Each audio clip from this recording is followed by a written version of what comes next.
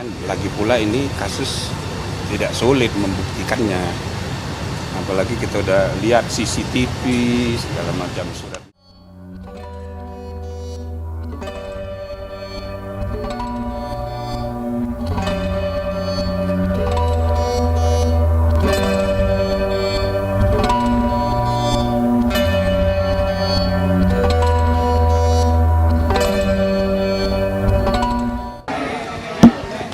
Sudah aman guys? Ya, saudara-saudara, seluruh pemeriksaan alhamdulillah sudah tuntas. Tinggal terakhir nanti kami periksa sekali lagi Pak Anwar Usman, ketua yang kebetulan paling banyak dilaporkan. Jadi yang pertama tempoh hari Pak Anwar, nah sekarang yang terakhir Pak Anwar. Semua bukti-bukti sudah lengkap, ya. Baik keterangan ahli, saksi.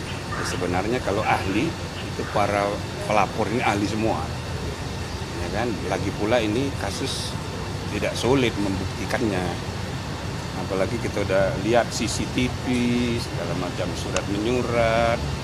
Kenapa ada perubahan yang kemudian ditarik kembali, ya kan? Kenapa ada kisruh internal, beda pendapat kok sampai keluar, kok informasi rahasia udah pada tahu semua. Itu berarti ini membuktikan ada masalah gitu loh. Nah, tentu ada masalah kolektif, artinya semuanya 99 ini ada masalah ini gitu loh.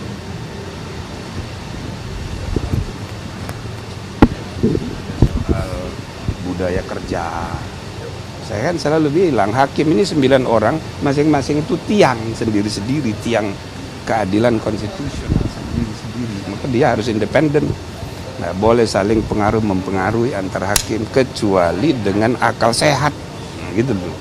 Jangan akal bulus. Ya kan gitu. Akal bulus itu bukan hanya politik dalam arti teknis, tapi ya kasak-kusuk kepentingan. Itu kan akal bulus juga.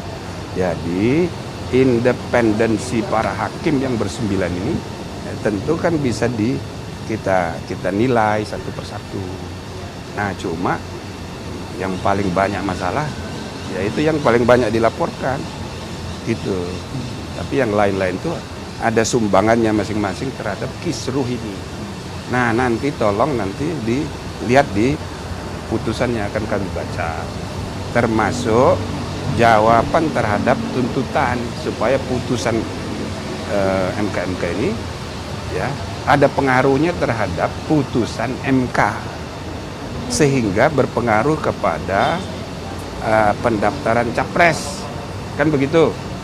Nah itu juga salah satu pertimbangan mengapa kita putuskan putusan dibacakan tanggal 7. Nah ini juga harus dijawab melalui putusan MK ini supaya ada kepastian. Yang salah harus kita bilang salah, yang benar harus kita bilang benar, dan yang jauh lebih penting adalah bagaimana tradisi negara hukum kita, tradisi demokrasi kita itu terus berjalan untuk meningkat mutu dan integritasnya. Karena saya bilang tadi, kita ini dikenal sebagai the third largest demokrasi dari segi kuantitas, nomor 3 terbesar, demokrasi terbesar di dunia. Tapi kualitasnya masih pada ranking nomor 54, masih jauh gitu. Nah ini harus kita kawal, ya kan? Mulai dari soal sistem etika politik, etika bernegara. Dari segi negara hukum kita ini nomor 4. Kalau RRC dimasukkan negara hukum, kita nomor 4 terbesar di dunia negara hukum, the fourth largest rule of law. Tapi indeks kualitas negara hukum kita nomor 64, masih jauh banget.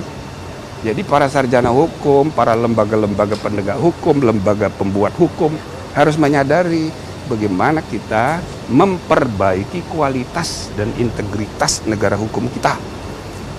Indonesia ini bukan Indonesia kalau bukan negara hukum, karena di dalam Undang-Undang Dasar sudah diatur. Kalau pasal 1 ayat 1 itu pakai kata iyalah. Negara Indonesia ialah negara kesatuan yang berbentuk republik. Tapi pasal 1 ayat 3 pakai adalah. Negara Indonesia adalah negara hukum. Artinya definisi. Kalau bukan negara hukum, ya bukan negara Indonesia gitu loh. Jadi mari kita perbaiki kualitas negara demokrasi dan negara hukum kita yang berdasarkan Pancasila. Nah, yang selebihnya tolong ya tunggu putusan biar agak dramatis dikit biar aja dagdikduk nggak apa-apa.